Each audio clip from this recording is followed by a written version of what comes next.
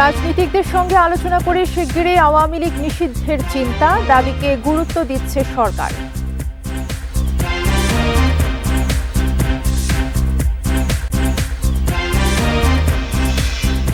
আওয়ামী লীগ নিষিদ্ধ না হওয়া পর্যন্ত রাজপথে থাকার ঘোষণা, শাহবাগ মোড় অবরোধ বিভিন্ন সংগঠন।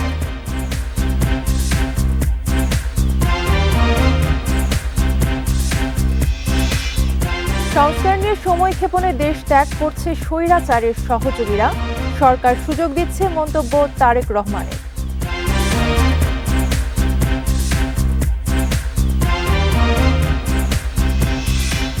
সঞ্চয়পত্র কেনার জটিল প্রক্রিয়ায় কমছে নতুন গ্রাহক, চলতি অর্থ বছরের 7 মাসে অর্জিত হয়নি বিক্রির লক্ষ্য।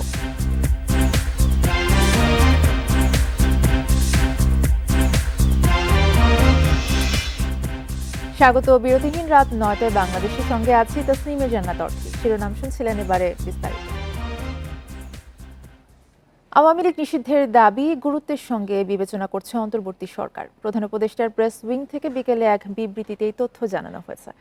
বিবৃতিতে বলা হয়, সম্প্রতি বিভিন্ন রাজনৈতিক দল, সংগঠন এবং জনগণের পক্ষ থেকে সৌর শাসন এবং সন্ত্রাসী কার্যক্রমের অভিযোগে আওয়ামী লীগ নিষিদ্ধের দাবি উঠেছে, তা সরকার গুরুত্বের সঙ্গে বিবেচনা করছে। এ বিষয়ে রাজনৈতিক দলগুলোর সাথে এরই মধ্যে যোগাযোগ করা হয়েছে, আলোচনা করে দ্রুতই সিদ্ধান্ত নেওয়া হবে। জাতিসংঘের প্রতিবেদন বিবেচনায় রাখা হচ্ছে। আওয়ামী লীগ নিষিদ্ধের আগ পর্যন্ত সবাইকে ধৈর্য ধরার আহ্বান জানানো হয়েছে। মানবতা বিরোধী অপরাধে জড়িত সংগঠনের বিরুদ্ধে ব্যবস্থা নেওয়ার জন্য আন্তর্জাতিক অপরাধ ট্রাইব্যুনাল আইনে প্রয়োজনীয় সংশোধনীয় উদ্যোগ নেওয়া হয়েছে বলেও বিবৃতিতে জানানো হয়েছে। আওয়ামী লীগ নিষিদ্ধের দাবিতে রাজধানীর শাহবাগ মোড় অবরোধ করেছেন এনসিপি সহ বিভিন্ন রাজনৈতিক দলের নেতাকর্মীরা। বিকেলে হেয়ার রোডে এনসিপি আয়োজিত গণসমাবেশ থেকে এই কর্মসূচি ঘোষণা করেন দলটির দক্ষিণাঞ্চলের মুখ্য সংগঠক হাসনাত আব্দুল্লাহ। আওয়ামী লীগের রাজনীতি নিষিদ্ধ না হওয়া পর্যন্ত ছাত্র জনতা রাজপথ ছাড়বে না বলেও হুঁশিয়ারি দেন তিনি। আওয়ামী লীগ নিষিদ্ধ এবং দলটির নেতাদের বিচারের দাবিতে রাজধানীর শাহবাগ অবরোধ করেছে এনসিপি। এতে নেতৃত্ব দেন দলটির দক্ষিণাঞ্চলের মুখ্য সংগঠক হাসনাত আব্দুল্লাহ। তাদের সঙ্গে যোগ দিয়েছেন বিভিন্ন রাজনৈতিক, সাংস্কৃতিক ও সামাজিক সংগঠনের নেতাকর্মীরা। স্লোগানে মুখরিত হয়ে ওঠে শাহবাগ মোড়। দাবি একটাই, গণহত্যায় জড়িত আওয়ামী লীগের নিবন্ধন বাতিল চান তারা। বাংলাদেশের জমিনে আওয়ামী লীগকে রাজনীতি করার কোনো অধিকার নেই। তারা এখনো আশা করে আছে যে আবার আওয়ামী লীগ হয় সরকার আসবে না হয় বিরোধী দলে আসবে। নিষিদ্ধ না করা পর্যন্ত আমরা রাজপথ ছাড়বো না ইনশাল্লাহ। এর আগে দুপুরে একই দাবিতে হোটেল ইন্টারকন্টিনেন্টালের সামনে সমাবেশ করে এনসিপি। এতে অংশ নেন জামায়াত সহ বিভিন্ন রাজনৈতিক দল এবং জুলাই আন্দোলনে হতাহতদের পরিবারের সদস্যরা। এ সময় নেতারা বলেন, আওয়ামী লীগের ইতিহাসের প্রতিটি স্তরে স্তরে রক্তের দাগ লেগে আছে। আওয়ামী লীগকে যারা রাজনৈতিক দল বলবে তারা বাংলাদেশি নয় বলেও মন্তব্য করেন বক্তারা। আওয়ামী লীগ নিষিদ্ধ হওয়া ছাড়া এবং এই ইন্টারিম গভর্নমেন্টকে পুনর্গঠন করা ছাড়া আমাদের বিপ্লব সার্থক হবে না। 2000 আমাদের জীবনের সাথে বেইমানি হবে। আমরা এই বেইমানি থেকে বাঁচতে, এই দেশকে বাঁচাতে, এই দেশের মানুষকে বাঁচাতে আমরা মনে করি আওয়ামী লীগ নামক সন্ত্রাসী সংগঠনকে নিষিদ্ধ করতে হবে। ইতিহাসের প্রত্যেকটা স্তরে স্তরে আওয়ামী লীগের হাতে রক্ত লেগে রয়েছে। এই আওয়ামী লীগের চ্যাপ্টারটা 5ই আগস্ট ক্লোজ হয়ে গেছে, এটাকে রিওপেন করার চেষ্টা করেন না। পরে সমাবেশ থেকে শাহবাগ ব্লকেড কর্মসূচির ঘোষণা দেন এনসিপি নেতা হাসনাত আব্দুল্লাহ। বলেন, আওয়ামী লীগের রাজনীতি নিষিদ্ধ না হওয়া পর্যন্ত রাজপথ ছাড়বে না ছাত্র জনতা। ভাইরাস নিয়ে এই বাংলাদেশ আমরা একদিনও থাকতে চাই না। আনোয়ার সাদাত নূর, ইন্ডিপেন্ডেন্ট নিউজ, ঢাকা। সংস্কারের নামে সময় ক্ষেপণ করে অন্তর্বর্তী সরকার স্বৈরাচারের সহযোগীদের দেশ ত্যাগের সহযোগিতা করছে বলে মন্তব্য করেছেন বিএনপির ভারপ্রাপ্ত চেয়ারম্যান তারেক রহমান। নানা ইস্যু তৈরি করে ফ্যাসিবাদ বিরোধী দলগুলোর মধ্যে ফাটল তৈরি করা হচ্ছে বলেও অভিযোগ করেন তিনি। বিকেলে রাজধানীর খামারবাড়ির বার্ক অডিটোরিয়ামে খ্রিস্টান সম্প্রদায়ের এক অনুষ্ঠানে তিনি এসব কথা বলেন। রাজধানীর খামারবাড়ি বার্ক মিলনায়তনে বাংলাদেশ খ্রিস্টান ফোরাম আয়োজিত ইস্টার পুনর্মিলনী ও শুভেচ্ছা বিনিময় অনুষ্ঠান। সারা দেশ থেকে আসা খ্রিস্টান ধর্মাবলম্বীদের পাশাপাশি উপস্থিত ছিলেন বিএনপির অঙ্গ সংগঠনের নেতারা। অনুষ্ঠানে বিএনপির মহাসচিব মির্জা ফখরুল ইসলাম আলমগীর বলেন, দেশের ক্লান্তিলগ্নে ধর্ম নিয়ে বিভাজন না করে সবাইকে ঐক্যবদ্ধ থাকতে হবে। আমরা একটা রাষ্ট্র চাই যেখানে সবাই সবার কথা বলতে পারবে, সমান অধিকার থাকবে এবং সে তার ভোট দিয়ে তার প্রতিনিধি নির্বাচিত করতে পারবে। এই বিষয়টাই আমরা চাই। আজকে সেই সুযোগ এসেছে, আমরা আশা করব যে আমরা সবাই মিলে আমরা সেই সুযোগের সদ্ব্যবহার করে আমরা সত্যিকার অর্থেই একটা ঐক্যবদ্ধ গণতান্ত্রিক বাংলাদেশ আমরা তৈরি করতে সক্ষম হব। প্রধান অতিথির বক্তব্যে বিএনপির ভারপ্রাপ্ত চেয়ারম্যান তারেক রহমান বলেন, স্বৈরাচারদের দোসরদের দেশত্যাগে সুযোগ করে দিচ্ছে বর্তমান সরকার। সংস্কারের নামে সময় ক্ষেপণ করে অন্তর্বর্তীকালীন সরকার একদিকে যেমন হয়তোবা পলাতক স্বৈরাচার এবং তাদের দোসরদেরকে নিরাপদে দেশ ত্যাগের সুযোগ করে দিচ্ছে, অত্যন্ত সুকৌশলে নানা ইস্যু সৃষ্টি করে স্বৈরাচার বা ফ্যাসিবাদে বিরোধী যে রাজনৈতিক দলগুলো আমরা যারা মাঠে ছিলাম, সেই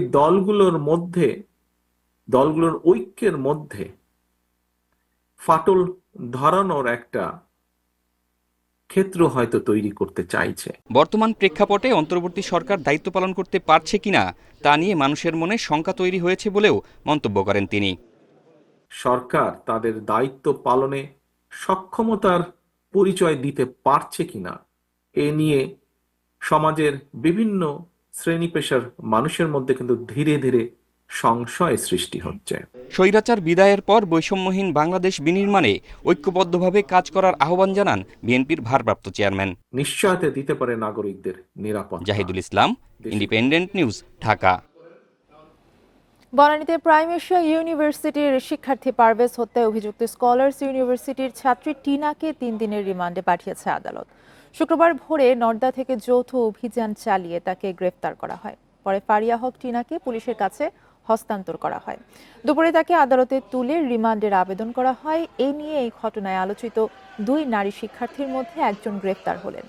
19 এপ্রিল স্কলার্সের 2 ছাত্রীকে উত্ত্যক্ত করার অভিযোগে প্রাইম এশিয়ার শিক্ষার্থী জাহিদুল ইসলাম পারভেজের সঙ্গে তর্ক হয় তারই বিশ্ববিদ্যালয়ের 3 শিক্ষার্থী। এক পর্যায়ে 2 পক্ষকে নিয়ে মীমাংসার জন্য বসে বিশ্ববিদ্যালয় কর্তৃপক্ষ। তবে ক্যাম্পাস থেকে বের হওয়ার পর পারভেজকে ছুরিকাঘাত করা হয়।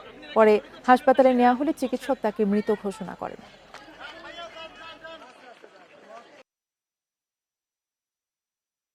প্রাথমিক যে তদন্ত যে সে উঠে এসেছে, একজন হচ্ছে ফারিয়া হক টিনা আর হচ্ছে ফাতেমা তাসনিম ঐশী। এই ফাতেমা ঐশী এখনো গ্রেপ্তার হয়নি। আমরা যারা রাষ্ট্রপক্ষের যারা ছিলাম তারা আদালতকে আমরা বোঝাতে সক্ষম হয়েছি। আমরা বলেছি তার গ্রেপ্তারের জন্য আয়ও যাতে তাতে অধিকতর জিজ্ঞাসাবাদ করে। জুলাই আগস্ট ছাত্র জনতার অভ্যুত্থানের সময়ে গণহত্যার ঘটনায় শেখ হাসিনার বিরুদ্ধে মামলার তদন্ত প্রতিবেদন সোমবার দাখিল করবে তদন্ত সংস্থা। এছাড়াও চানখারপুল হত্যাকাণ্ডের ঘটনায় আনুষ্ঠানিক অভিযোগ আগামী সপ্তাহে ট্রাইব্যুনালে দাখিল করবে প্রসিকিউশন। চিফ প্রসিকিউটর মোহাম্মদ তাজুল ইসলাম শুক্রবার ফেসবুক পোস্টে এই তথ্য জানিয়েছেন। তিনি জানান, রিপোর্ট দাখিলের পর আনুষ্ঠানিক বিচার কাজ শুরু হবে। ইতিমধ্যে চানখারপুল হত্যাকাণ্ডের দায়ে সিনিয়র পুলিশ অফিসারদের বিরুদ্ধে তদন্ত রিপোর্ট দাখিল করা হয়েছে। ওই হত্যাকাণ্ডের দায়ে আনুষ্ঠানিক বিচারের জন্য ফরমাল চার্জ চলতি সপ্তাহেই দাখিল করা হবে। এর মাধ্যমে জুলাই গণহত্যার আনুষ্ঠানিক বিচার শুরু হবে।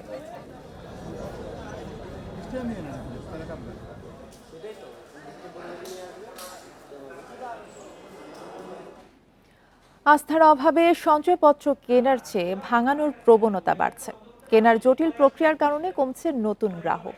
চলতি অর্থবছরের প্রথম 7 মাসে সঞ্চয়পত্র বিক্রির লক্ষ্য অর্জন হয়নি। উল্টো মোট বিক্রির চেয়ে বেশি প্রায় 4,768 কোটি টাকা আসল সুদ বাবদ খরচ করেছে সরকার।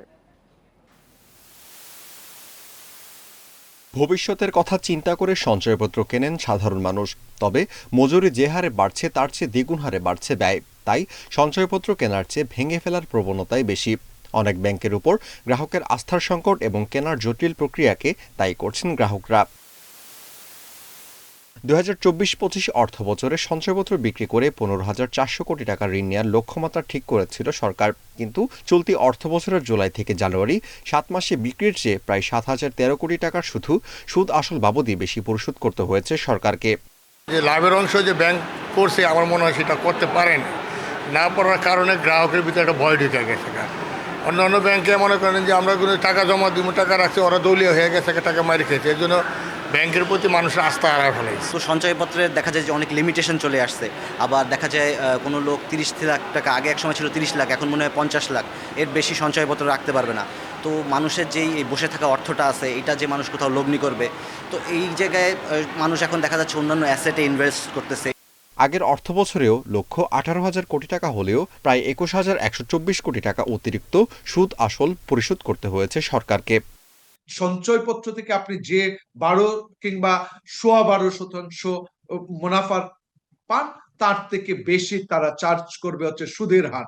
অতএব সুদের হার যখন অনেক বেশি হয়ে যায়, তখন কিন্তু মানুষ ওই ঋণের বোঝাটাকে না নিয়ে তখন সঞ্চয়পত্র ভাঙাতে থাকে।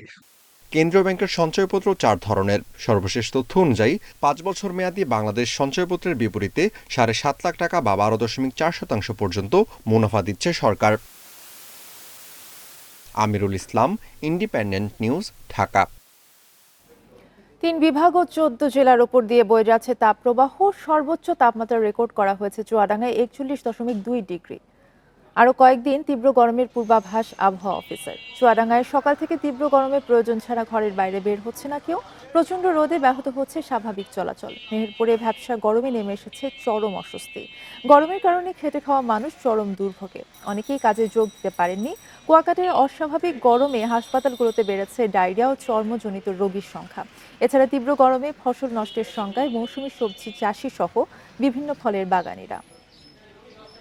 রোদ বাইরে, গরম, রাত পা মনে হচ্ছে জ্বলছে আরাম ভাব, আর এত পরিমাণ তাপ সহ্য করা যাচ্ছে না। এই যারা ভ্যান রিক্সা চালিয়ে খায় তাদের যে কি কষ্ট এই রোদ গরমে, আর সচ্ছে না। দেখছেন না কি গরম, এত পরিমাণ গরম নিয়ে বাইরে থাকা যায়? সাধারণ মানুষ অনেক কাজ করে, তারা এই গরমে রোদে কি করে কাজ করবে এবং তাদের সংসার কিভাবে চলবে। এই ছিল এখনকার সংবাদের সাথে থাকায় ধন্যবাদ সবাইকে।